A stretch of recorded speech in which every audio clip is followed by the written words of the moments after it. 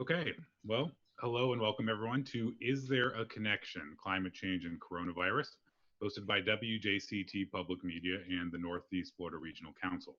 Thank you for joining us.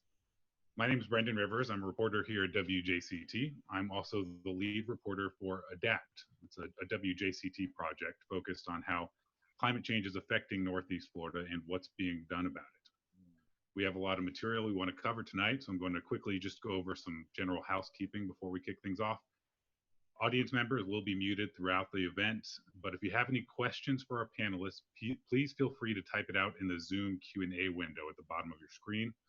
We'll try to make time to answer some of those questions before we wrap things up tonight, and any questions we don't get to may be answered in a follow-up email. If your question's for a specific panelist, please be sure to include their name in the question. On your screens in just a second, you should see 5 yes or no questions. We're asking each of you to fill this poll out so we take a look at where we stand as a group later tonight. The poll will be open until about 7:50, so please try to answer all of the questions by then. Now I'd like to introduce our incredible panel. I'm really excited to have these folks here with us tonight. Athena Masson is a Florida Public Radio Emergency Network meteorologist and a hurricane and extreme weather specialist who actually started her career in meteorology at First Coast News right here in Jacksonville. Richard Weisskoff is our economic expert for the evening. He's a professor at the University of Miami and chairman of the school's International Studies Department. And Aaron Bernstein is interim director of the Center for Climate, Health, and Global Environment at the Harvard T.H. Chan School of Public Health, and he's a practicing pediatrician at Boston Children's Hospital. Thank all three of you so much for being here with us tonight. I'm really excited to have you. Before we dive into our panel discussion, my co-host for the evening, Sean Lahav, who's the Resiliency Coordinator for the Northeast Florida Regional Council, is going to set the stage. So if you want to go ahead and take it away, Sean, it's all yours. Good evening, everyone, and thank you so much for joining us. My name is Sean Lahav, and I'm the Resiliency Coordinator for the Northeast Florida Regional Council. In addition to this professional role, I am a current PhD student at Florida State University in the Urban and Regional Planning Department. I am a two-time graduate from the University of North Florida here in Jacksonville with a master's degree in public administration. Before getting started tonight, I would like to take this opportunity to set the scene so that we can better frame the important discussion that we're about to have. For those of you who might not be familiar, the Northeast Florida Regional Council is a government agency that serves 7 counties and 26 municipalities across Northeast Florida. Under the leadership of a board of directors comprised mostly of elected officials and gubernatorial appointees, our program areas cover planning and policy, emergency preparedness, healthcare, economic development, and resiliency. Our agency is administered by a Chief Executive Officer, Ms. Elizabeth Payne, who is a certified planner with a background in emergency management. My focus area at the council covers issues related to sea level rise, hurricane preparedness, and what our local governments are now currently dealing with, the coronavirus pandemic. Given our focus on a wide range of different public policy issues facing the region, one of our objectives this evening is to hear from our esteemed panelists on lessons that can be applied in Northeast Florida when looking at the concept of economic resilience. So before getting to our first question of the evening, I would like to briefly provide an overview of this important concept.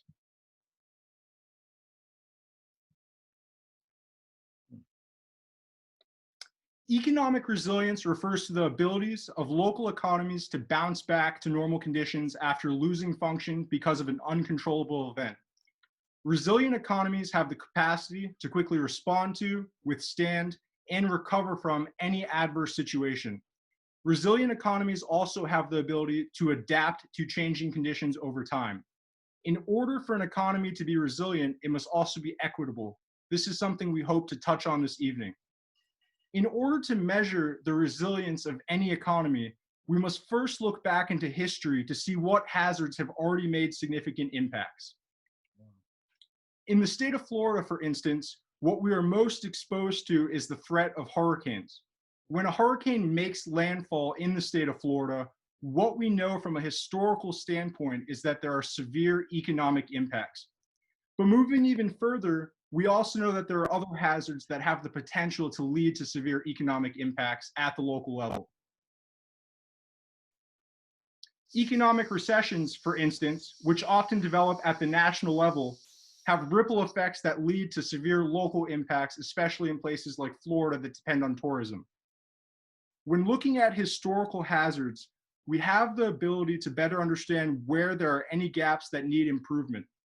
Looking into the future, however, there are other hazards beyond the horizon that require more extensive discussion. Sea level rise, for instance, is a global phenomenon that is exacerbated by a changing climate, with the potential for severe local impacts in coastal parts of the country like Northeast Florida. Looking forward, we are starting to plan for these impacts from a long-range perspective, with coastal resilience as a top priority. And finally, as we are all aware, there is this new age threat of a global health pandemic. The coronavirus pandemic has led to unprecedented changes across the globe, and especially in Northeast Florida, we have witnessed its tremendous impacts.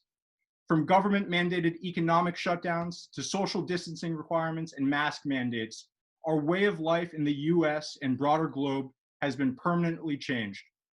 So, in setting the scene and reflecting on all of the hazards that we are currently faced to deal with, I would like to share this image that depicts what I refer to as the compound effect, an exponential series of waves that have the potential to severely impact our local economy. This leads us to the first question of the evening, one that is open to all of our invited panelists.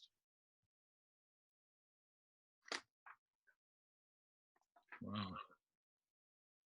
In the present time, local governments and emergency management officials are presented with 4 unique challenges: an evolving public health crisis, economic and fiscal woes, racial tensions and civil unrest, and an approaching hurricane season. Based on each of your respective backgrounds and academic careers, what can be said about the compound effect that takes place when so many high consequence events take place at once? And again, this question is open to all of our invited panelists.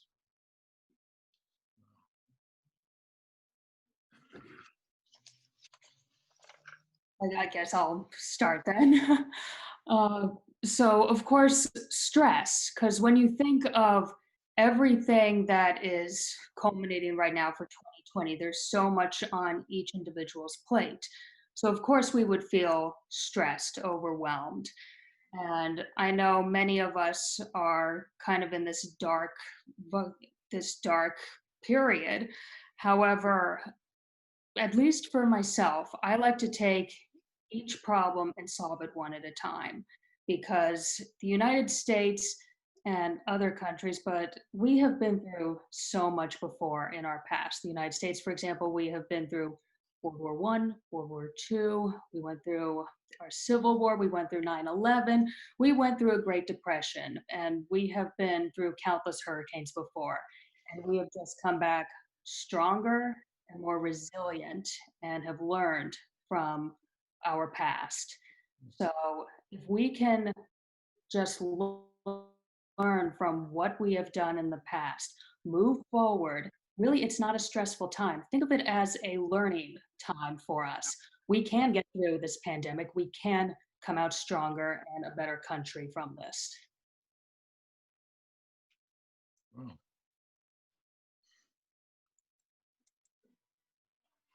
Aaron?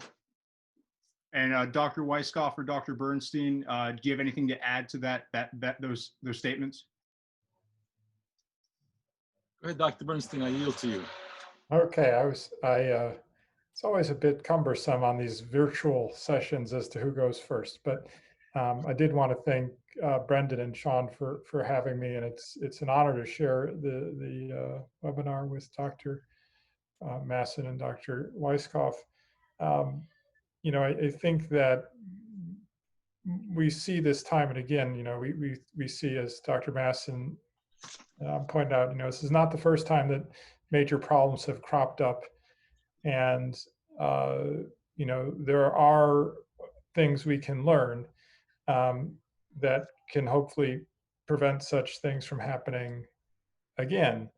That's certainly the case with COVID. It's certainly the case in how we deal with climate change.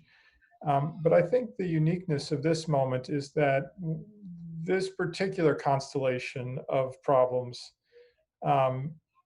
has really brought out, in my view, one of the fundamental challenges that really makes any challenge, be it climate or pandemics, much more problematic, which is inequality, which you alluded to, Sean. You know, these disasters, they thrive upon the fault lines that inequality creates.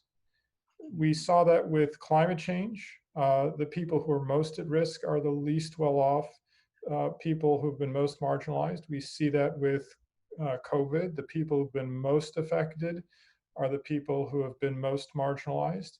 And that's a moral problem, certainly, that we have lives that are not protected equally. But it turns out that it's not just a moral problem, it's a problem for everybody. And that's as true with climate as it is with COVID. We can't pretend that if we, in the case of COVID, if we eat the right foods and socially distance and wear masks and don't smoke and all the other things that people like me keep asking people to do, we actually can do a tremendous amount to prevent it in our communities if everyone does it. But if there's another community that isn't able to do that, the virus thrives and it will come back. And so we have to, one of the things that I think is critically important about this current set of waves, as you described, Sean, is to recognize that we have to look inequality squarely in the eyes. And it is a threat amplifier regardless of the threat. And we're seeing that so clearly right now. And that we can't operate under the mindset that simply protecting ourselves is going to keep us safe. We have to be concerned with those members of our society who are less fortunate for obviously the fact that they have less means to protect themselves, but for our own sakes as well. Wow. Okay, my turn. So I see this, first of all, I want to thank you guys for inviting me. It gave me a chance to get more acquainted with your part of the state. And I've been learning a lot about your counties and your regional planning council and the work that you've done. In fact, you yourself, Sean, have done on COVID studies. Okay, so I see the confluence of these four crises as one crisis. It's really the same thing.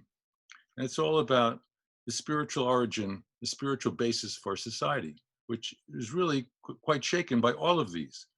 That when you have a kid you want to discipline, first you take the candy away from him maybe, then you put him in timeout, and then there might be tough love, and you might have to give him a potch. Okay, so we've had all of that. I mean, in the economic sphere, first we crashed the banks that were told that were too big to fail, and they failed. And that wasn't enough. Nobody went to jail. There was not much of a correction. And then all these other things coming one after another after another. So there's something going on. So as an economist, I looked at two indicators. One is how much the country, and it's called the Consumption Expenditure Surveys done in the United States, how much we spend on contributions or on religious activities. The second is how much time we spend in, they list all of these, are done every year, but the activities I was interested in is how much time do we spend helping others, not in our home, and how much time do we spend on spiritual or religious activity. Okay, and there are two statistics that are really quite interesting. One is, the amount of time that people spend per capita on such activities. It's minuscule. It's like 0.02%. And what percent of the people spend any time at all on it? And it comes in terms of spiritual stuff, maybe 15%. And how many of those that spend time on spiritual work, how many hours a day is it? About an hour and a half a day. So the second one was, what is our spending on religious or spiritual activities? Now, traditionally, there's a notion of a tithe, that 10% of your income or 10% of your spending should be on helping other people or in religious stuff or in spiritual stuff. But for the US, it's been declining. It's 3.5%. And in 1972, it was 6%. By 2011, it was 3.5%.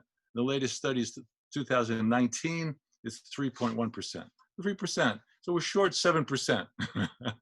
That's billions and billions of dollars, you might say, but it's also indicative of we have other priorities.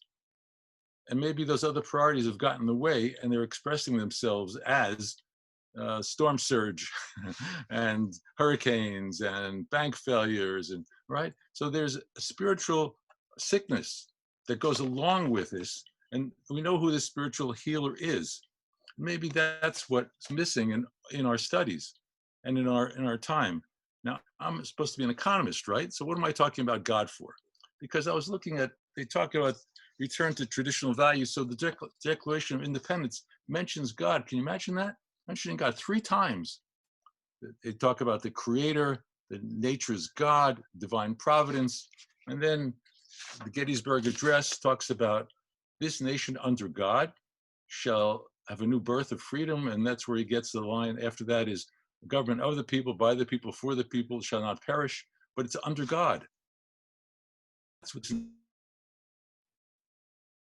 is founded on. The question is, what is the God path that we're supposed to be on? That's up to each of us to find out, but it's to be off of that. And right now I'm into materialism. That's all I care about. I'm an economist. I just want to earn money and spend it and spend time. And I get sick, okay, I'll go to the doctor, he'll give me a vaccine. And until then, I'm okay.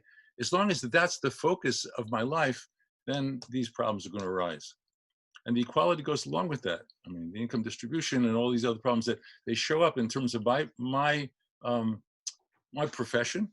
We give them names, you know, inequality, income distribution. We have measures and all of that. But it's really basically of who is our God and what does he expect of us? And how do we serve him or her? Or how do we serve the creator of ourselves? And what does he want us to do? So that's my take on this question. Thank you, Dr. Weisskoff. Okay, moving on. Dr. Bernstein, the coronavirus has made it clear that the world is more interconnected than ever before. What happens in Asia or Europe, for example, can now have an impact on the United States within a matter of seconds or even days. Are infectious diseases like COVID-19 becoming more common, and do pollution and climate change make them more dangerous?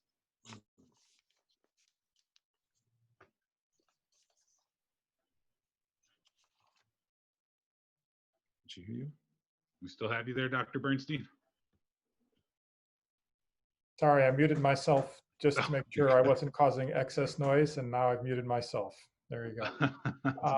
It's a great question, Brendan. The point about the world being interconnected was really driven home to me when I was caring for one of the first children we thought had coronavirus here in Boston. And, it was sort of an awkward experience because we were all dressed up like aliens, these full body suits and masks and everything. And you go into the room and this child who's of course already, somewhat terrified of being in the hospital, and then you're dressed like a Martian. And it took a while, to hopefully make some kind of relationship with this poor kid. And as I got to talking with the child and I started to examine her, it was the thought that kept going through my mind is she probably does have coronavirus. This is before we actually had real testing available. And I was in examining her, I was actually directly connected with a bat somewhere probably in China, that the virus had been able to travel around the world, probably in the span of weeks, through people, from a bat through people. And so what's going on in China really does matter to what's going on here, and in obviously more ways than that. To your other point about how do things like air pollution and climate matter to things like coronavirus? Well, climate change matters from beginning to end, from stem to stern.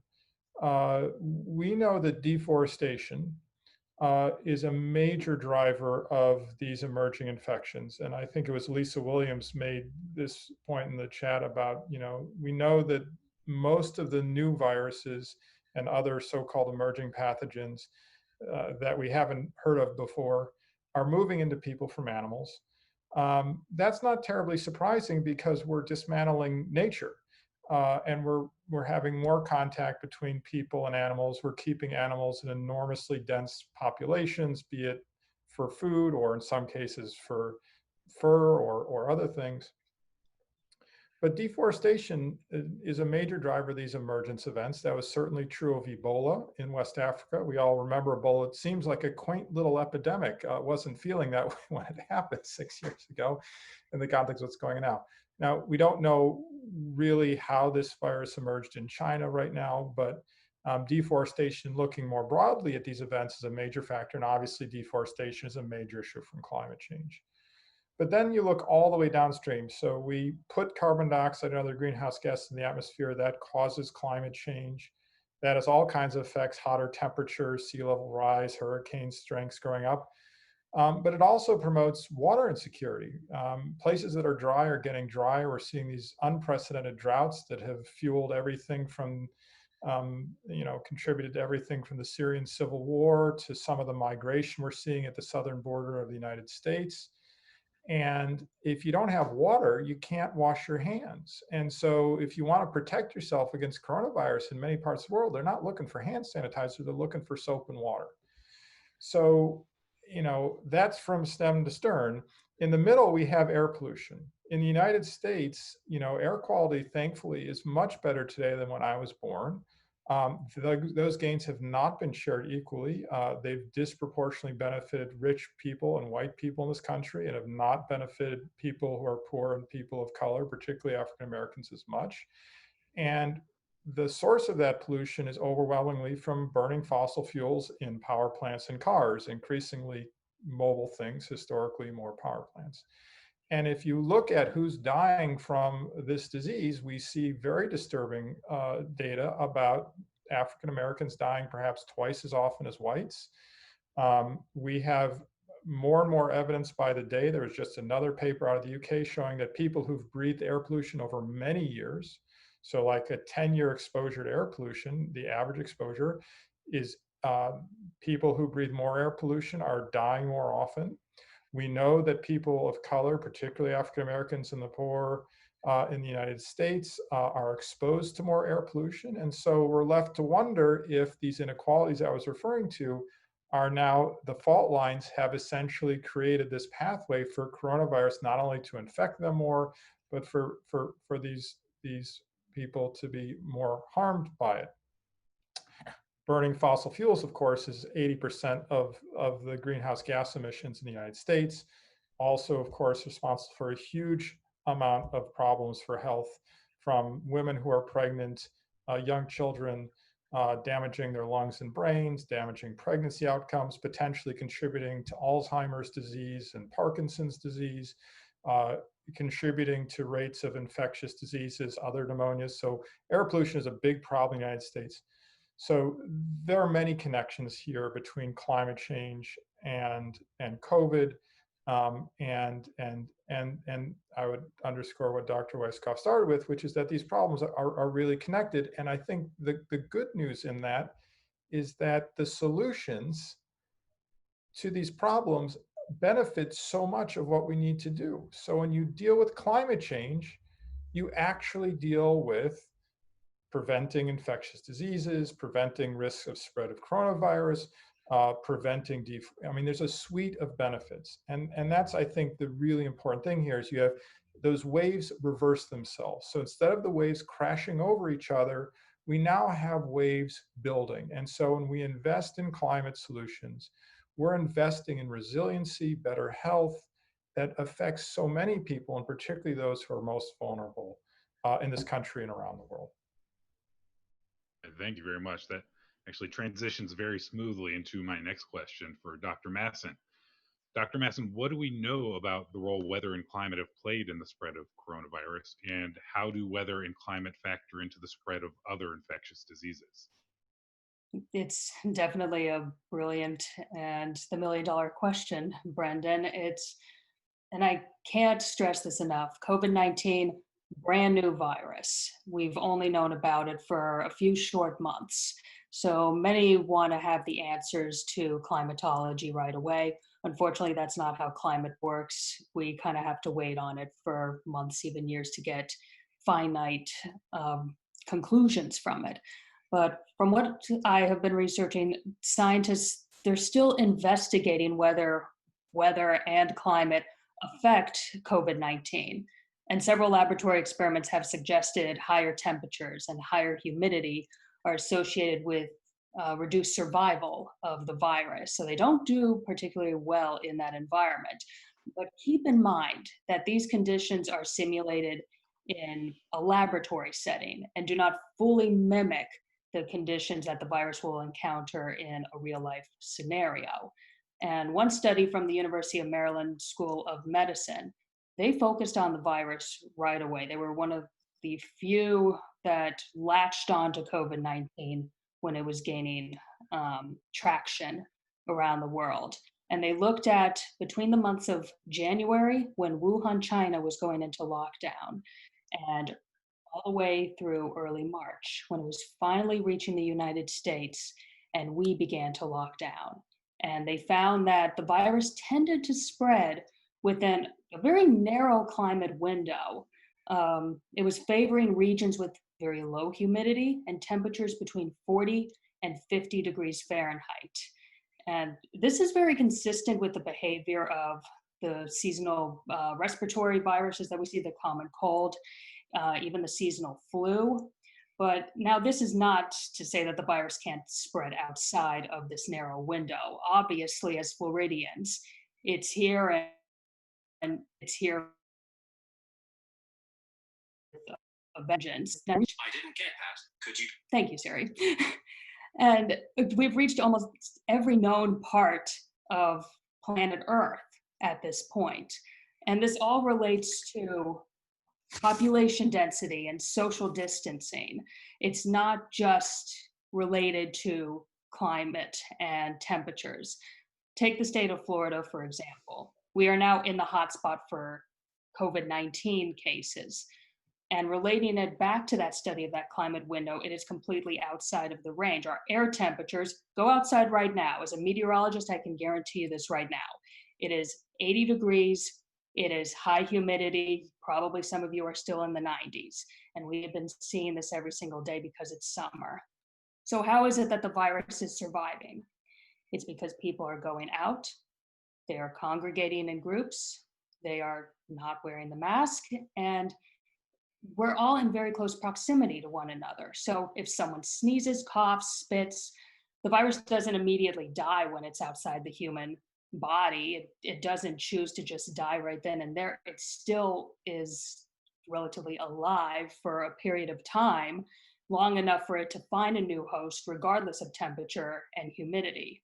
So while it favors cooler environments with less humidity, and therefore can likely live longer outside of the host, that does not mean hotter environments are safer. And at the end of the day, we are the ones who are helping the virus spread to warmer areas of the earth because we are not being cautious enough and we continue to congregate and not wear our mask. But then let's just think about the future for a second. If we get a handle on this virus, and I hope that we do, we all hope that we do, and our infection numbers go down, now we have to wonder if this virus will completely go away or if it will be maybe like a seasonal flu. And I just want to remind everyone, we still don't know much about the COVID-19 virus. We've only known about it since last December in Wuhan, China. So it's less than a year, so brand new virus. But if we were to relate it to the seasonal flu, which usually is seen the most during winter months in people, COVID-19 may just become a seasonal virus, where each year it may morph itself and present itself during certain times of the year. We'll see spikes of it during certain times of the year, similar to that of the flu, maybe even the common cold. So we may be able to create a vaccine for it to prevent it each year, or we may luck out and eradicate it altogether. but we don't know what the future will hold for this virus. It's brand new to this world, but what we do know, we have the ingredients in place to lessen the amounts of those infected, because if we wear our masks, if we do our social distancing correctly, we can be what we are seeing already in China, Italy, the United Kingdom, all over their places in the world where their cases are lowering. So we can be like them. We just need to be proactive. Thank you, Dr. Masson. And in referencing a few of the points that you alluded to, it's actually a perfect segue to the next section of this panel discussion, where we really want to focus on what's happening in Northeast Florida and what lessons can be applied here. So, and given your local background in the area, we wanted to touch on a few specific points. So recognizing the impacts that storms Matthew and Irma left behind in Northeast Florida and the broader state in 2016 and 2017, how can concepts like resilience be better incorporated into the overall character of the region? And this sort of alludes to what Dr. Weisskoff mentioned as well earlier. But the real question we want to ask here, if the state of Florida were to be hit by a catastrophic hurricane in September, God forbid, and we were still dealing with this pandemic in full force momentum, what challenges would local communities and local governments have to overcome in navigating the complexities of dealing with a public health crisis and a strong hurricane season? It's unfortunately becoming apparent, given the rise in COVID cases the past few weeks, that we will have no choice but to face these challenges head on as the peak of hurricane season draws closer. If there is a silver lining at all to this situation, is that all Floridians for the past several years have seen active hurricane seasons back to back to back.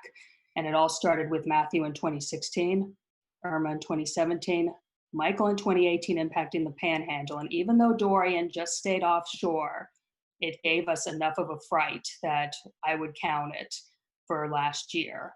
So we know what hurricanes are, and we know how to prepare for them. But now with the pandemic, it's a little bit more tricky. And I would say if the pandemic had to happen, now is kind of the best year. And I say this because relating it back to hurricanes. If we had the pandemic before 2016, because prior to 2016, Florida was in a major hurricane drought for over a decade, did not see one hurricane impact the state for 10 years. So hurricane amnesia set in. Many people did not go through a hurricane, did not know what that really meant, how to prepare for one. Now we have no excuse. Almost every Floridian knows what a hurricane is, knows that Florida's impacted by hurricanes. But what we have to figure out now is how to prepare with this pandemic. So emergency managers, FEMA representatives, and local government officials, the list goes on. They're still outlining potential plans, but one is to open up additional shelters in each county so that they can have less people in each building. So as to continue with that social distance protocol, 6 feet apart, keep everyone spaced and evenly distributed to be safe. And there will also potentially be shelters that exclusively cater to those who maybe have the virus. Maybe they'll open up a hotel and cater to those who tested positive. But also, emergency managers are encouraging people that maybe this isn't the year that we should be relying and depending on shelters.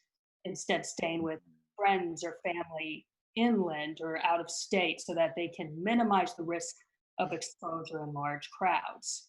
So clearly not everyone has that option. So of course shelters will be needed no matter what if a hurricane is taking aim at Florida. But keep in mind, when we prepare for a hurricane, people grab and stock up on, we know what to grab in the market. We grab our food, our non-perishable items, our batteries, extra medicine, pet food, you name it, we kind of got it memorized. This year, however, and especially if going to a shelter, shelters do not provide a lot of these basic necessities. Instead, you're going to have to remember a few additional items, perhaps several more masks in order to take in that will last you through the and hand sanitizer, Clorox wipes, because we are not trying to protect ourselves and our lives from the hurricane, but we're also trying to protect and keep ourselves safe from COVID-19. Thank you for that very detailed response. And we actually have a question in the poll that specifically addresses the utility of shelters during these events. So we'll get to that around 8 o'clock. And I'd also like to say that we appreciate the necklace as well, because that adds context into your expertise. We see the hurricane necklace. So moving forward, I wanted to address Dr. Weisskoff on some of the economic implications of what is currently happening. So where you reside and where you teach in Miami, obviously Miami and Miami-Dade County has been a global leader on issues related to climate change and sea level rise. And they've been very well ahead on actually implementing adaptation efforts. So one fiscal setback that might potentially have an impact on adaptation efforts in Northeast Florida that we're currently trying to explore can be found in coastal parts of our region. In one local county, St. Johns County, for example, funds for beach renourishment projects are sourced from a tourism special taxing district. So what's obvious is with declines in tourism caused by the coronavirus pandemic, this taxing district is going to be down in revenues. And projects already scheduled a year out from now, engineering related and beach related, have the potential to be canceled or postponed. Given the data that you have recently produced, what can be said about the fiscal impacts that local governments will experience moving into the next year and beyond? And as a side note to complement that perspective, are there any lessons that can be applied here in Northeast Florida under the current circumstances based on your research on Florida Everglades restoration efforts? Wow. It's a lot to wrap your head around, but we wanted to kind of address the gravity of what's happening. Okay. First, I want to say something about beach renourishment. Okay. So there's a recent article in the Sentinel, the Fort Lauderdale Sentinel, about beach renourishment. They say, you know, in the last 70 years, Florida has spent about $1.3 billion on packing sand onto eroding beaches, far more than any is. Now you put it back again. The only people that benefit, would think they're benefiting, are the hotels that have had the misfortune of building right at the sea's edge. And the beaches, you know, they have a custom that's stronger than we are, and that's they move. The beaches travel, but we don't like that. So we build seawalls and we re-nourish them, and we dig up the coral reef outside and we put more sand on it. Now, I was an economist for a renourishment case. I was in Lake Worth and also Palm Beach counties. And what we had was very interesting. I found that the benefits to the hotels that would get the renourished beach so they could have a 100-foot beach, you know, for the tourists, which aren't coming anyway, compared to the benefits of a natural beach, which, as I understand that your coastline has much of, beaches that were never destroyed or they moved, but they're the natural beaches. And that's what tourists really prefer. And so the benefits of those beaches is far greater than putting the sand on the beach. It's also the Surfrider Foundation usually opposes beach renourishment. I noticed in your part of the state, there may be 15 chapters of that. And because the surfers and the fishermen and the turtles and the young fish that breed in that area, they don't like renourishment. So it's maybe a godsend that they don't have the money to do this kind of work. Because if it requires sand from the ocean, they mess up the fish. And if it requires sand from the land, they mess up the land. So just leave the beaches there, let them move, and move your hotels back a few hundred feet. The model is Sanibel Island, where the hotels and all those, the motels are back quite a ways. And the only hotels that are right on the beach are ones from the 1920s and 30s that have been grandfathered in. Okay, now let's get back to the Everglades. So, you know, when I looked at your area, I said, wow, this area compared to my area, where with a 5-foot or 3-foot, usually 3-foot sea level rise, is 60% is going to be underwater. And you guys don't have that problem at all. You have a little bit of, a few strips along the coast. So you're very fortunate, but there are some lessons. And one lesson has to do with whether we should abandon Everglades restoration. And the lesson there is don't, because it has to do with water supply.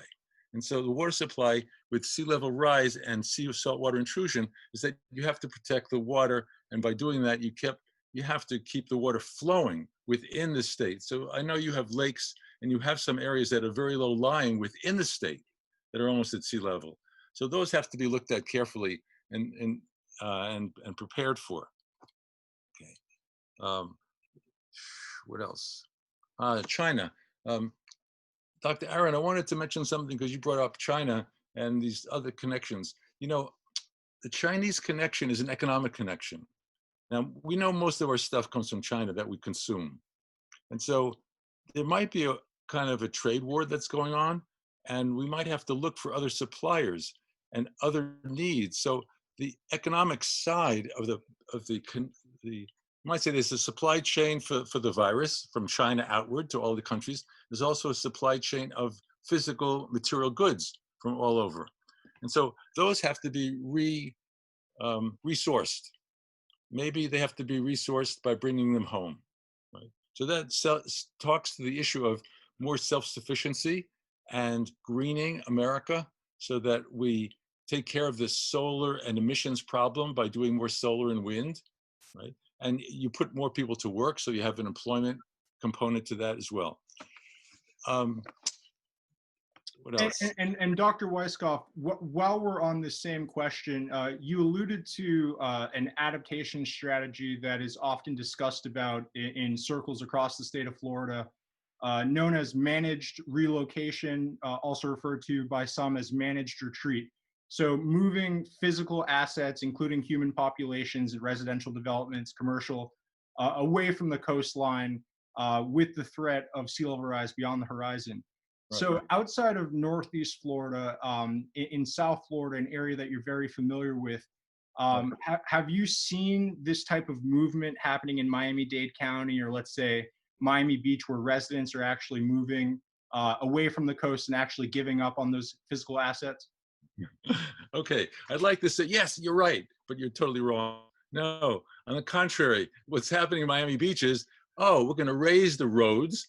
We're going to put pumps in so the water, it's flooding, right? Because the water is coming up through the storm sewers, which is supposed to drain the place. At high tides, king tides at full moon, the water comes up from beneath. It's not raining, it's sunny, and the water is coming up. So you build a pump that will pump that out. So people say, oh, I love this Miami Beach. Not only that, but a couple of weeks ago, the Army Corps of Engineers, whose headquarters is in Jacksonville, right, came up with a proposal. Did you get that? Right, the Jacksonville district.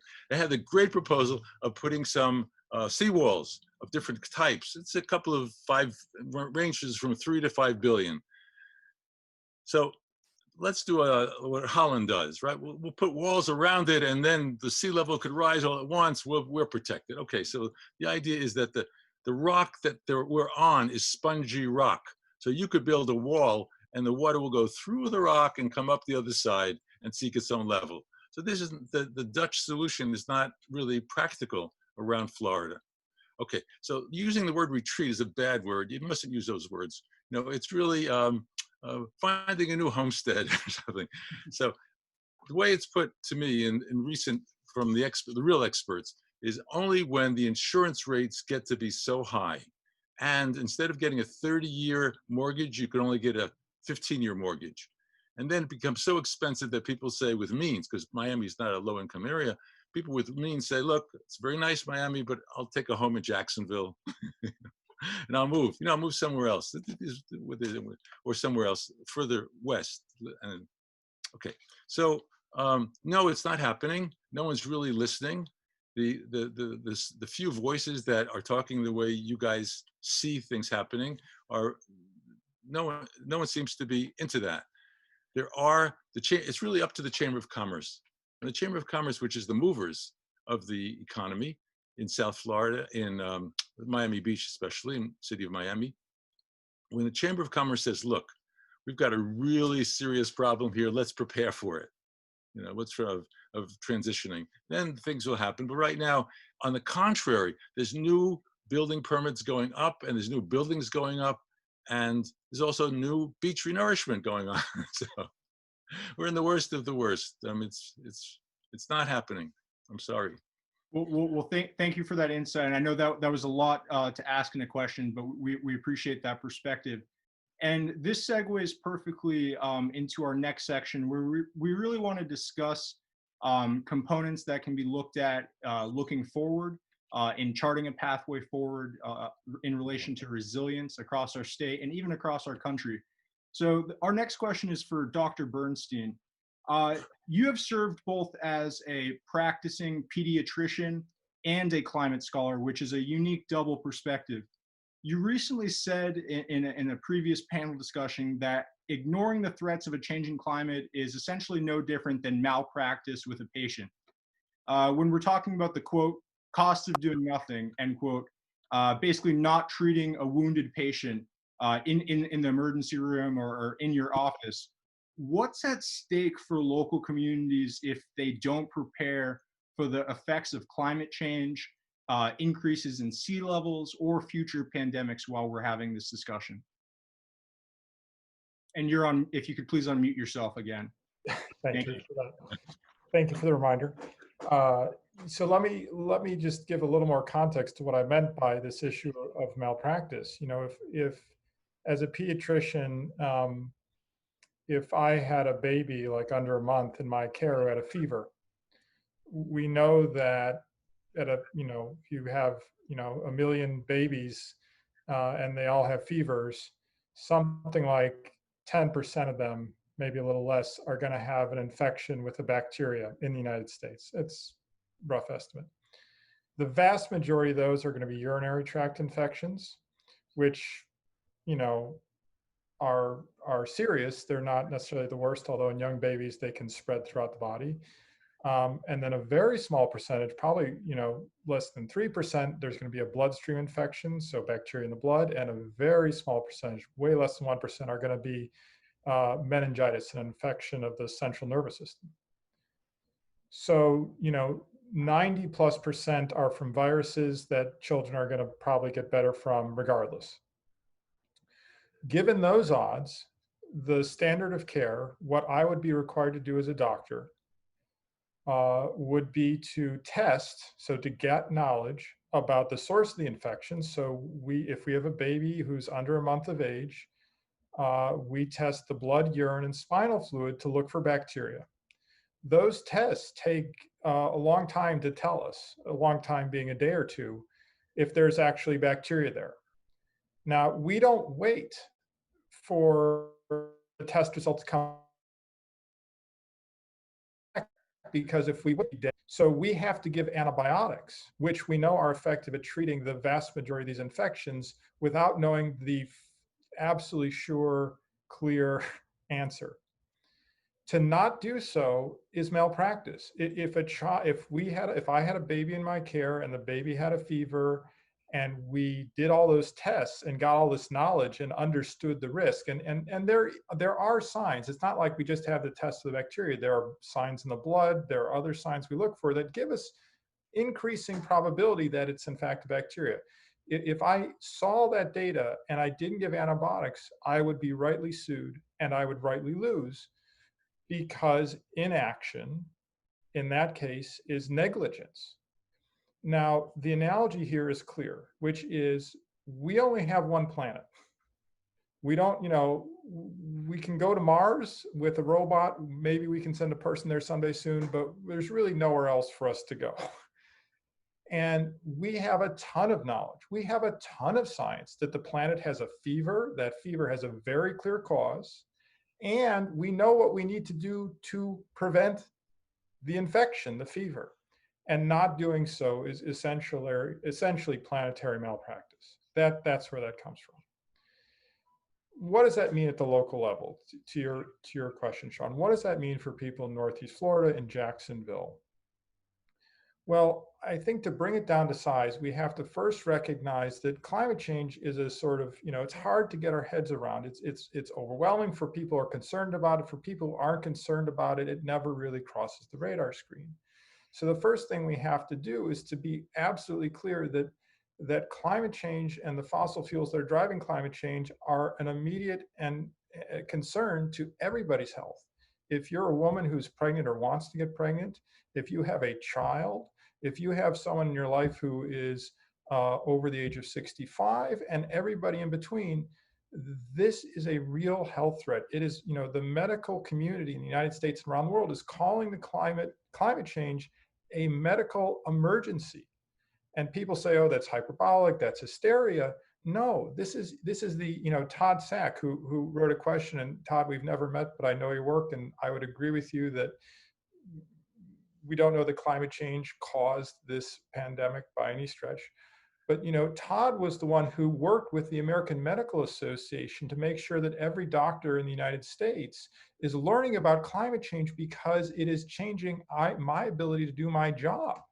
I can't practice pediatrics. I mean, you all in Florida know hurricanes are immensely problematic to deliver care, as a very clear example. And we know that warming of the oceans, where 90% of the heat from climate change is going, is making these more clear. So first and foremost, we have to recognize that this is a health problem now. It makes it harder to lead a healthy life. It makes it harder for people who are trying to care for people, harder to do our jobs. The second thing that matters locally is that the things we need to do, and I alluded to this before, to deal with climate change are exactly the things we need to be doing anyway to deal with the health problems that matter most right now. I mean, when I started training in medicine, obesity, as an example, was a rare disease. Maybe 2% of the US population. This is not that long. I'm not that old. I look older than I am, but maybe 2% of the population was obese. It's now 1 in 3 Americans. That isn't our gene pool, folks. That is changes to how we move around and how we eat. We need to address the root causes here. When someone comes into a clinic with obesity, doctors are terrible. Our success rate, I mean, is abysmal. We wind up doing surgery is the most effective thing we can do, and that is, of course, very expensive and is not benign. We know what causes, we know what prevents this. So what do we need to do? Well, we need to get people out of cars, because sitting in cars is a huge cause of obesity, which means we need to invest more in ways people can get from A to B that don't involve roads. That means trains, public transit. We need to give people more access to bike paths and walking. You look at the percentage, Dr. Weisskoff is citing these statistics from the 70s. Number of kids bicycling, walking to school has dropped by more than 5-fold. And the list goes on. And that's because we've simply built a society that is for cars. It's not for people. So you do that, you address obesity, you prevent huge amounts of carbon emissions. Transportation emissions in the United States are now surpassing power emissions. So we're having more carbon pollution, more air pollution from burning things in cars and trucks, things that go, than come out of power plants, which is kind of mind-blowing. And of course, you prevent all the, the obesity and the carbon emissions that go with it. The same is true with diets. So we know that red meat kills people, and we don't like to hear that. And I'm sorry, doctors are so used to saying things people don't want to hear. But the truth is, we have lots of evidence. And for those who've been reading the newspapers, you might have seen one study in the past year out of the University of Texas suggesting that's not true. I'm sorry to say that was funded by an industry-backed group. The vast majority of science couldn't be clearer that eating red meat is not good for our health. And eating red meat is 100 times at least more carbon intensive than pretty much anything else you can eat. And, people love red meat. That's not, and this is the challenge. People love living in Miami Beach. These are not easy challenges. I'm not suggesting that, but I do think we have a window of opportunity when we start saying, hey, you're a parent, you want to see your children graduate from college. You don't want to drop dead of a heart attack. Let's think about the foods you're eating here and start there. We also know, of course, that obesity is heavily driven by highly processed food, added sugar.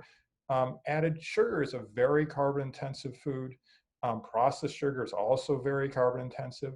So eating more fresh fruits and vegetables, those have carbon footprints too. That's not to say they don't, but at least we're eating foods that are more nutritious, and on balance, they have less carbon embedded in them. So you can see here that the solutions to address like public health enemy number one, which is obesity, which was absolutely the case before COVID hit and will be the case after COVID someday recedes.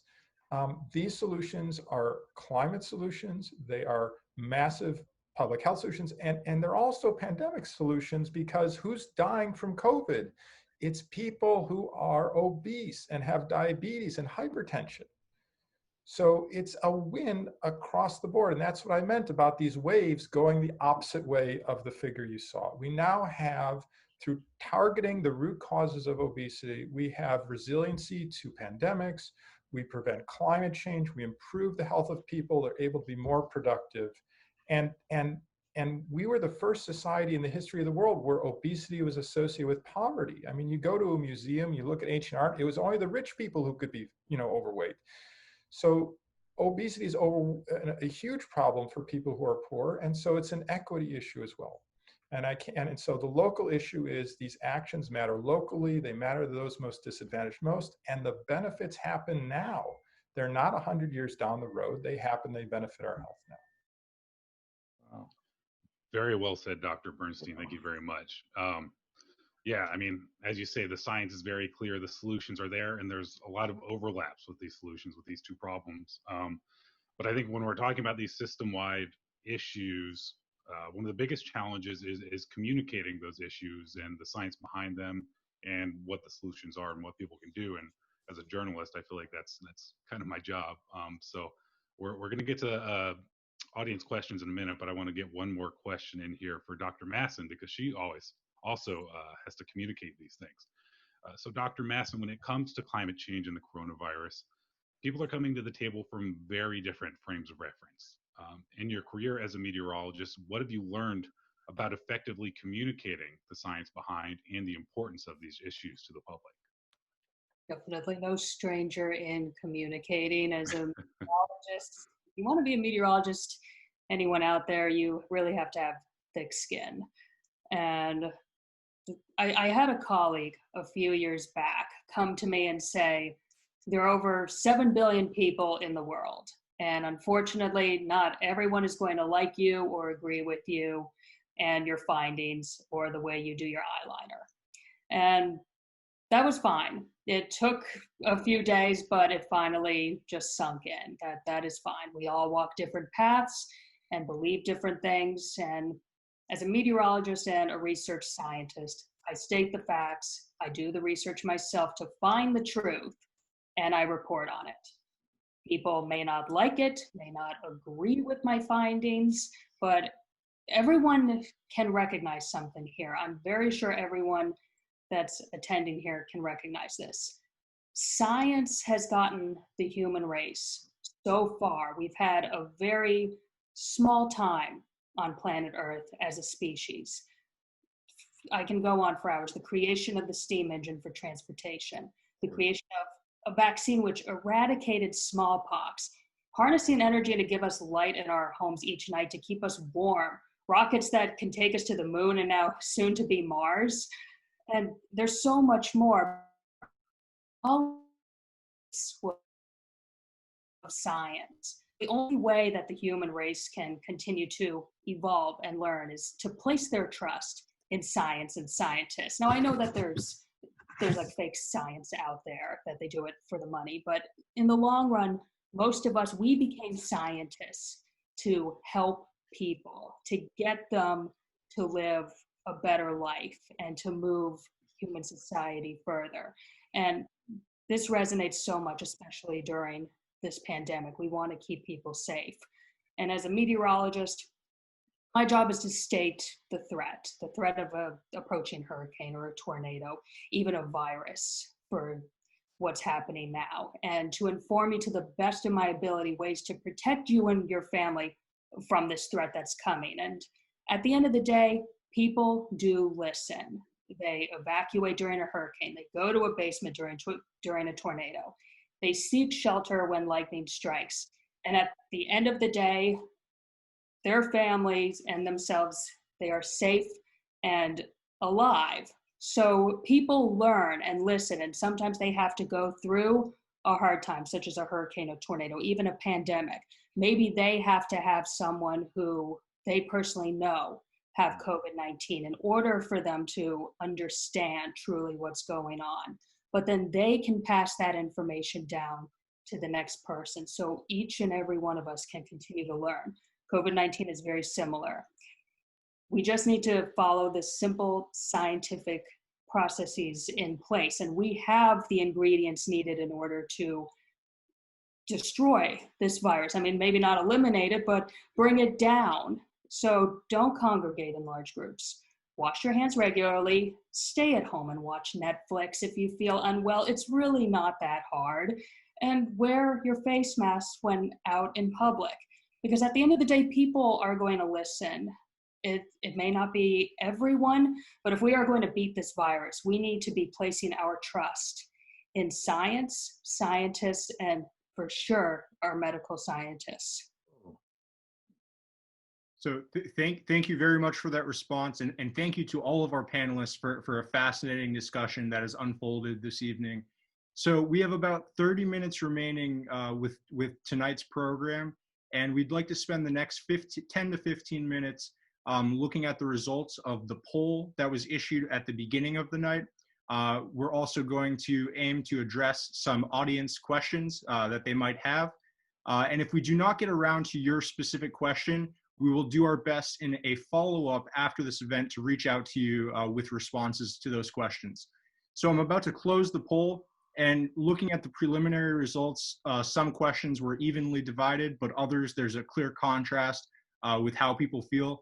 So this really segues from the last question that was asked about public perceptions about these issues, and we can really gauge this group. We got over 100 participants on this poll to see where everyone's thoughts are. So we're going to talk about the results of the poll first, and then we're going to go into the questions and answers. So the first question that we presented on this group poll was kind of a look into individual decisions that people make. It's really kind of from an economic perspective when looking at buying a house or other piece of real estate. So question one, was sea level rise or flooding a factor when you were deciding where to live? And we can see that responses on this question are pretty evenly split. 46% said yes, and 54% said no. So this is an interesting piece to show that not everyone is thinking about these issues when making significant investments, especially like a 30-year mortgage. And one of the things that we're very focused on at the Regional Council right now is educating the public about local vulnerabilities from an environmental standpoint when we're looking at things like storm surge, and even long-term from a sea level rise perspective. So we're very active in discussions about how to better invest or how to make those investments when thinking about these types of decisions. And we'll comment on everything at the end. Going further, number two, is the Northeast Florida region doing enough to address the issues of sea level rise and coastal flooding? And there's a clear contrast. 8% of respondents said yes, and 92% of respondents said no. And despite the answer to this question, there are a lot of planning activities taking place all across the region, here at the Regional Council and with local governments. But what I think this response shows is that the region isn't doing enough. And so there's definitely opportunities moving forward where we need to better coordinate and focus our attention on addressing these issues and bringing communities together. And moving forward, we have 3 more questions on the poll. So question number 3, and this was a really interesting one that Dr. Masson briefly touched on in her responses to the posed questions. If a hurricane were to make landfall in Northeast Florida while the coronavirus pandemic was still ongoing and an evacuation order was issued, would you be willing to go to a public shelter?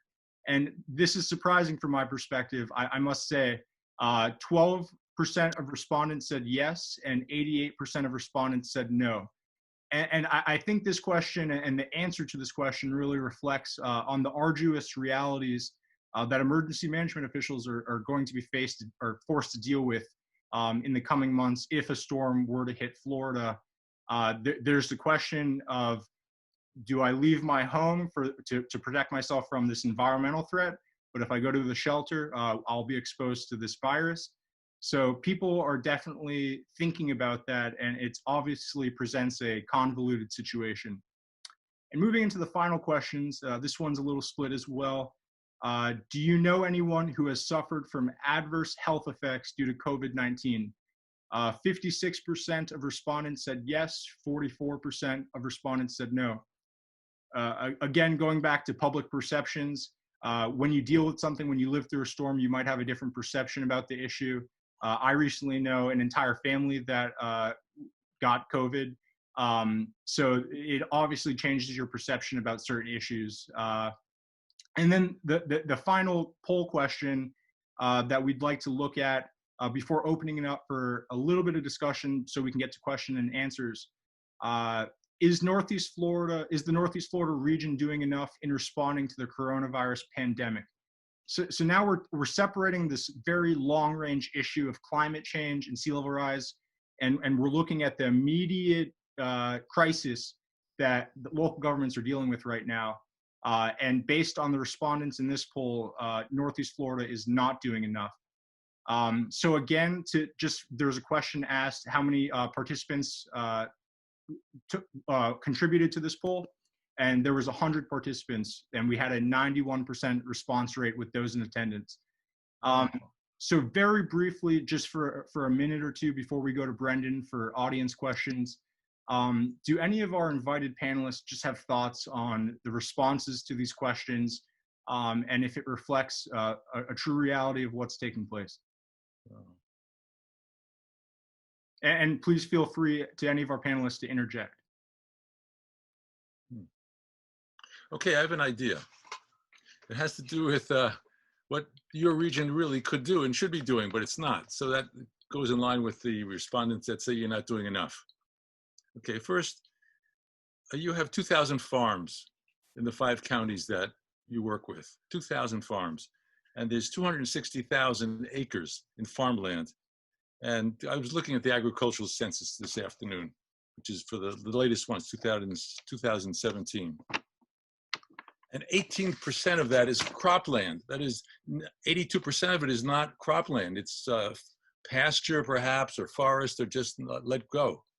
Now, that's land that Dr. Aaron's idea of cleaning up the atmosphere with forests and with greenery could do it. Not only that, but you have this amazing city, as I understand it, Jacksonville, which has the most parkland of any city in America, right? And that's 80,000 acres of public land. So I looked that up on the web, and you could look at all of those properties. Like there's 337 different properties. And a lot of it is just all grass and green space and fields, and it's very nice. So it's open space, but that all could be intensively forested. And that's the greening. And it employs people, it cleans up the air. If it's perennials, it could yield high protein leafy vegetables and fruits that will grow in your area. It grows certainly in South Florida, but some of it might reach there. I'm talking about things that we don't even know how to pronounce, right? Like katuk and moringa and chaya. These are high protein, leafy, fast growing things that will contribute to the overweight problem by getting rid of the meat and get high protein through vegetables, and you clean up the air at the same time. So that's a resilience project for your area. And for the sake of time, any other brief comments before we get to questions and answers? Just tagging along on one of those poll results while COVID was still ongoing. Would you be willing to go to a public shelter? It's kind of a shock just how many people answered no. And I can't say as I blame them. I would probably feel uncomfortable myself going into a shelter at this point. But just very quickly, I want to encourage everyone who did answer no that you should really review your hurricane plan, because let's just say we are approaching the peak of hurricane season, August, September, October, where we generally see more hurricanes develop, and potentially for major category 3, category 4, category 5 hurricanes, that review where you are going to go. Because if you are in an evacuation zone in order to evacuate, you don't want to be sitting there right now when the hurricane's about to hit tomorrow thinking, where am I going to go? So if I trust you, like you saying no, that you're not going to go to a shelter, I wouldn't either, but review your plans right now. Where are you going to go?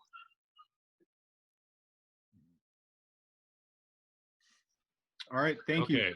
So we're going to go into Yeah. So before I get started on these, audience members, please remember to answer your questions in that Q&A box at the bottom of your screen. I think some of you have been doing it in the chat window, and that's just a little harder to navigate right now. So I'm going to start from what's in the Q&A. If you had a question in the chat, please put it in the Q&A box. If we have time, we'll try to get to it. We got about 20 minutes left here. So let's start out. Dr. Bernstein, if you want to address this first, and panelists, please try to keep your responses brief for the sake of time.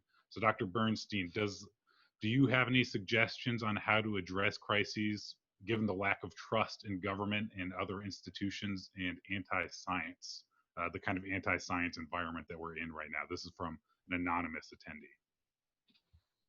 Well, I think the issue of mistrust in science, it is real, but it's not, I think, representative of where most people are at. I mean, if you look at the data on this, this is so many ills we see, which is there's precious few people who really mistrust science. There's a bunch of other people, I think, who have very deep pockets who fuel the fires of mistrust in science.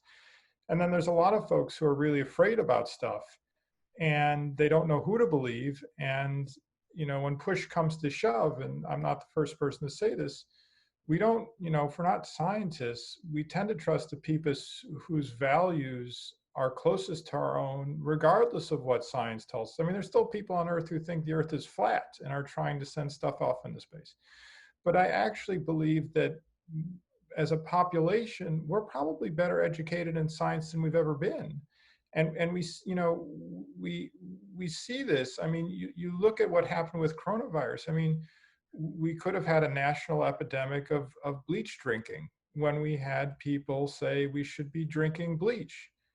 And that didn't happen. People went to people they trust. It was reassuring to me that people knew that you could talk to a physician, you could talk to a public health person, someone who dedicated their career to these issues. And what's interesting, it also reflects the local nature of it. I mean, people are trusting their local public health officer, their primary care provider, their local government official. And the good news about that is, particularly in the governance standpoint, there's much more accountability there. There's much more personal understanding of the values and the local norms. And I think that's a really healthy thing for democracy. I think the challenge we face is that the ability of a few to influence many in ways that are in the interest only of the few has never been greater. And so we do need to make sure that, and this is what our center does, is we do our best to make sure that scientists are in the places they need to be, talking to people they need to be talking with on these issues. Okay, great, thank you. And so this next question, Dr. Bernstein, I think you'll be good to address it. So Dr. Weisskoff. So the question is from Ron, and Ron asks, how do we deal with food deserts? If we know that diet is so important, how do we deal with providing proper choice to residents in the community who might not have access to healthy options? Dr. Weisskoff, do you want to start off with this one?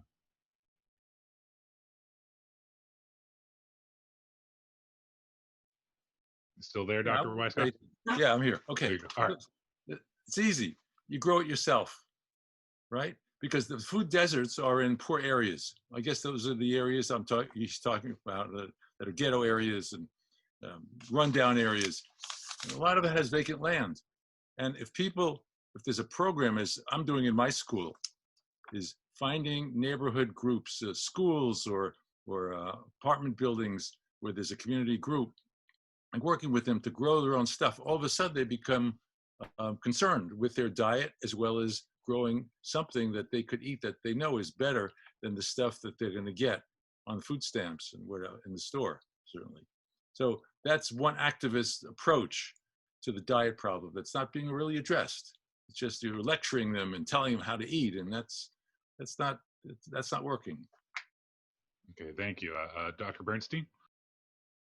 Well, I would certainly underscore one thing of what Dr. Weisskoff was saying, which is that we and this, I'll point the finger at my own kind most is, we've looked at food as a sort of like we're a Ford Mustang. We put gas in, we oil the engine, we have various ingredients, and if we do all that stuff, the thing performs fine, and that's absurd.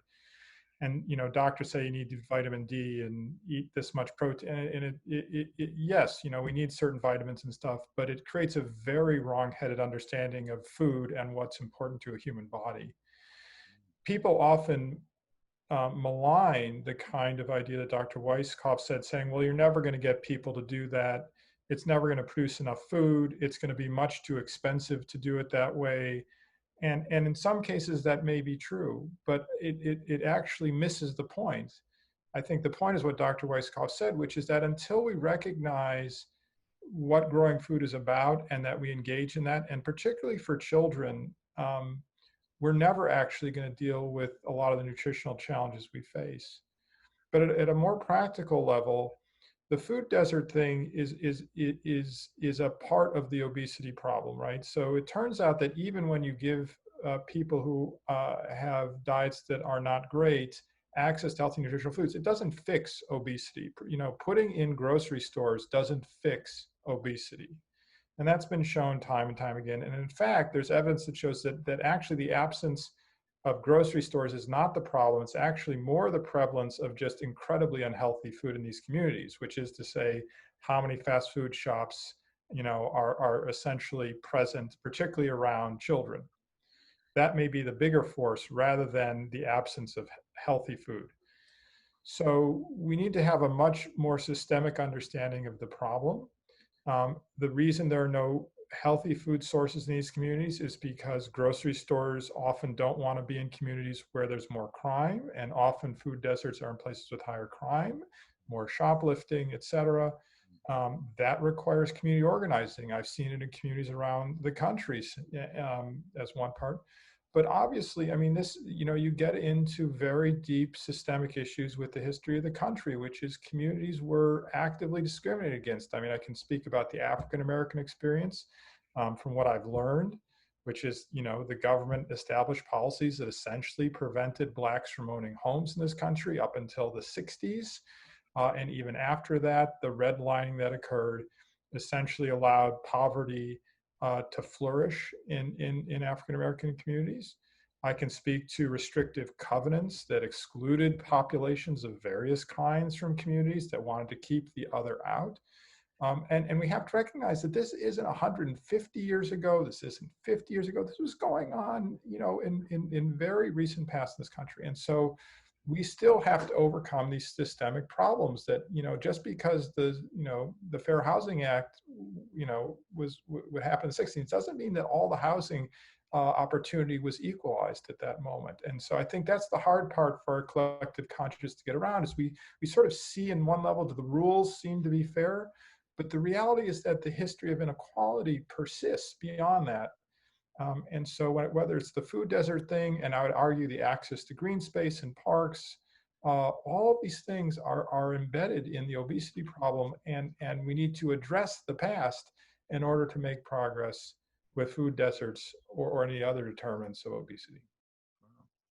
All these responses are great. We are coming close to the end of our time together, but there's one kind of question that seems to keep popping up. So I'm hoping, panelists, you can give me a very quick response to this, because I think it is an important issue. Any ideas on what can be done to overcome what appears to be in some areas and at some levels of government a lack of political will to address really the root causes of these issues of climate change, of the coronavirus, and sort of, Dr. Bernstein, like these racial disparities that you're talking about? Dr. Bernstein, do you want to start, and then we'll go from there. A question for everyone to be asking, which is, how is it that our government system has been unable to, address the pandemic? I mean, Florida, everyone in Florida needs to recognize that it didn't have to be this way. I mean, Florida did not have to be overrun with this virus. I'm living in Massachusetts. We had one of the worst initial outbreaks, but we've controlled it. That's because of governance and a social contract, which is, the reality is that people want freedom. Everybody wants to be unencumbered by the will of other people. We want to do what we want to do. We're Americans. And the problem is that we've misconstrued freedom. We've misconstrued the idea, which is, it turns out that everybody doing whatever they want all the time actually isn't going to work for everybody. And it's not going to work for us. And the COVID example is a prime example. Everybody going around and gathering, is freedom, but it winds up actually making less freedom. It means we have to curtail our businesses, more people get sick and die. And so, how do we deal with that problem? Well, one is, we need people who are credible, who have dedicated their careers, who are trusted in their communities to explain this. And they need to be the right people. I mean, I coming to Florida from, Massachusetts, I'm not the right guy to do this. We need people in Florida to be talking about this to their communities, whether that's through their place of worship, whether that's through the bowling club, whether that's through the book club, whether that's through whatever social network that people are embedded in, to say, hey, what's different about us? Why in Florida? Why did our culture, why did our governance not protect us the way is happening in other states? And at some point there's reality testing. I mean, if people ultimately want to say, Massachusetts, it's cold. I mean, whatever excuse you want to give for Massachusetts, and I shouldn't pick my own state, but the reality is we actually have, we're not perfect by any stretch, but we've done a pretty good job. And what did they do differently? We have the highest rate of mask wearing in the country. We have a very good access to healthcare. We have universal health insurance in Massachusetts. These are all factors that have actually prevented the spread of this disease. We're smaller. That also matters. I mean, we're a very small state. So there's some, but the point is that we need to be asking these questions and to essentially let our leaders off the hook saying, well, they're doing the best they can. I think that's where we need to start. So I think that's part of it, and it's a grassroots issue. We shouldn't be saying, well, our leaders should do this and the other and whatever. We elect these people. Now it's a little different in the private sector, but we also need to hold, corporations accountable here as well. But we vote. We're a democracy, and part of the issue, I would also argue to this issue of what could be different, is turns out that the people who have most at stake in many of these concerns don't vote. And that's in some cases systemic, like it's hard for them to get access to the ballot box, even to this day for various reasons. But it's also apathy. There's a sense that their vote doesn't matter. And we can address that. Yeah, I hate to cut you off. Great answer. But quickly, I want to see if we can get quick answers from the other panelists on this, because I think it's a very important topic. So Dr. Weisskoff, we're running out of time here, I know, but quickly, can you respond to this question about political will? Sure. In one sentence, don't depend on it. That unfortunately, if the political will isn't there, then why look for it? So it has to, at the end of Dr. Aaron's talk, he talked about the book club and the small organizations that were back to the community at the basic and not look for the government. Florida climate change, remember, there was a time when you could even mention it in the state government. All right, now that's super ostrich effect, right? He's sticking his whole body in the sand, and that puts everybody else out. So that's why in South Florida, at least there was a community compact where different counties got together and said, forget the state, we're not going to get help from them, we'll have to do it ourselves. And the other idea is the healthcare system. The healthcare system, at least in my community, is big money. The university, these guys are making $7 million to be the head of a healthcare system. Now, come on, get off it. So there's something wrong with the hospital system that's injurious to the health system, to the health of the people. That's it. All right, thank you very much. And Dr. Masson, your thoughts? Political will? I loved all the points from Dr. Bernstein. It's correct. In many cases, people search for a leader, and sometimes that's very difficult. And I never like to go into politics at all. But at the end of the day, we need to choose to be our own leaders, because even if our government, especially in Florida, is forcing schools to open, forcing teachers and kids to go back to school, and we don't have a handle on this. It's, in my opinion, wrong on many different ways, but right now everyone here needs to take leadership of their own health and in their own direction, how they are going to protect themselves. And this just goes down to, just because a government leader, someone doesn't wear a mask, doesn't speak about what's going on, you need to really start researching and looking at it yourself and seeing that this is a problem. And these are the steps that I'm going to take to protect not only myself, but my family and my community. Thank you.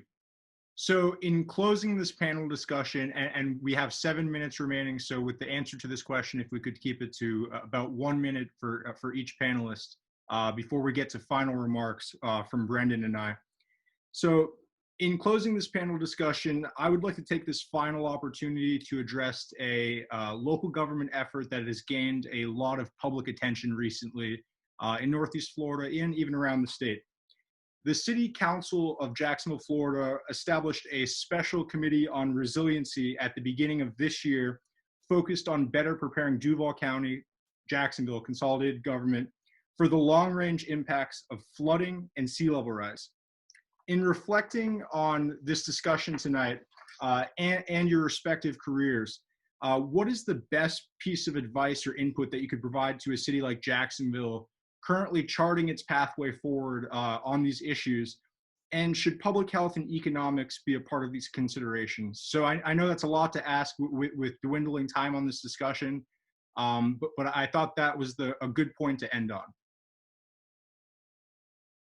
And please feel free to interject. Okay, I got it. One idea is pocket parks everywhere, right? Plant trees everywhere. And that will work on the flooding and the sea level rise of the air and all those other things we mentioned. And the second thing is poverty rate, which is 14.5% in the county. So that has to be addressed. It's poverty and planting. Thank you. So I've been through Matthew, Irma, and many other hurricanes. So I know that Jacksonville floods, and most of the time it only takes a tropical storm or a Category 1.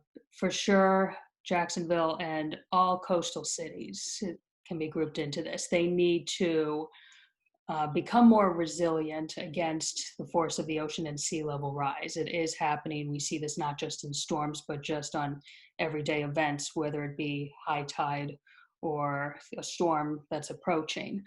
So what I would say to Jacksonville is that you can build seawalls as high as you want, but there's always going to be a larger storm that overtakes. And I think at the end of the day, there's most of the population in the United States like to be on the coastal areas, and that's where the biggest cities are.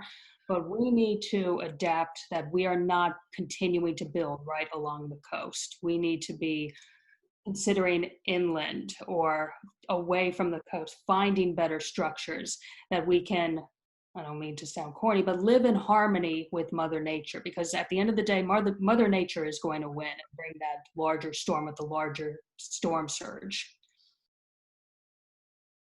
Thank you. And Dr. Bernstein, on closing thoughts. Well, I'm least qualified of the panelists in terms of speaking to Jacksonville. I'm obviously the furthest away physically and least familiar by my state residence. I think these ideas are critical, I'd say two things.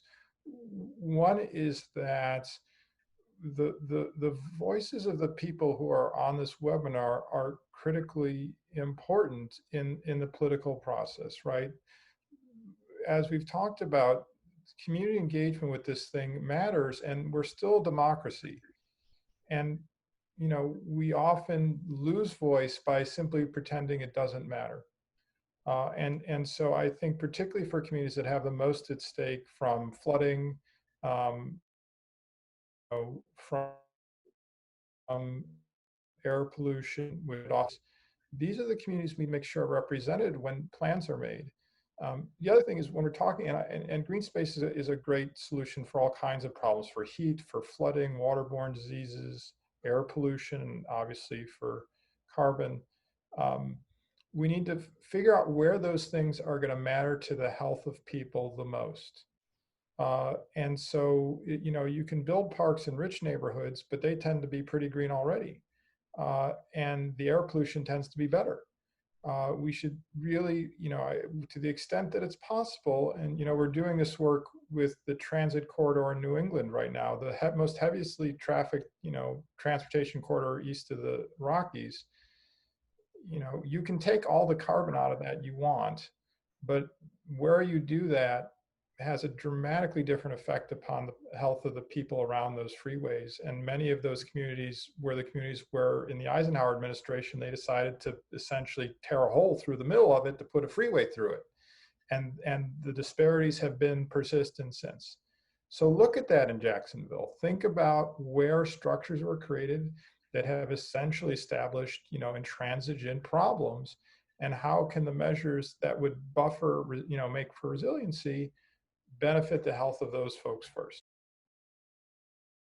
All right, well, thank you for each of those responses, and that was a great closing to this panel discussion. So on a few final notes, Brendan has some closing remarks, and so we're going to segue into a final sign-off. All right, yeah, so thank you, everyone. Thank you, Sean. Panelists, thank you again for being here with us tonight. It was really a great honor to have your expertise with us. Big thank you to our audience as well. Keep an eye out for a follow-up email and a post-event survey that'll be hitting your inbox shortly. And if you want more content like this, subscribe to the ADAPT newsletter at adaptflorida.org. We just started that up recently. Financial support for ADAPT comes from WJCT readers and listeners, with additional support from the Arthur Vining Davis Foundations and the 2040 Foundation. And tonight wouldn't have been possible without the help of Sean and everyone at the Northeast Florida Regional Council. So again, thank you to everyone involved. All right, we're running out of time here. So again, thank you everyone for joining us. Stay safe and have a good night.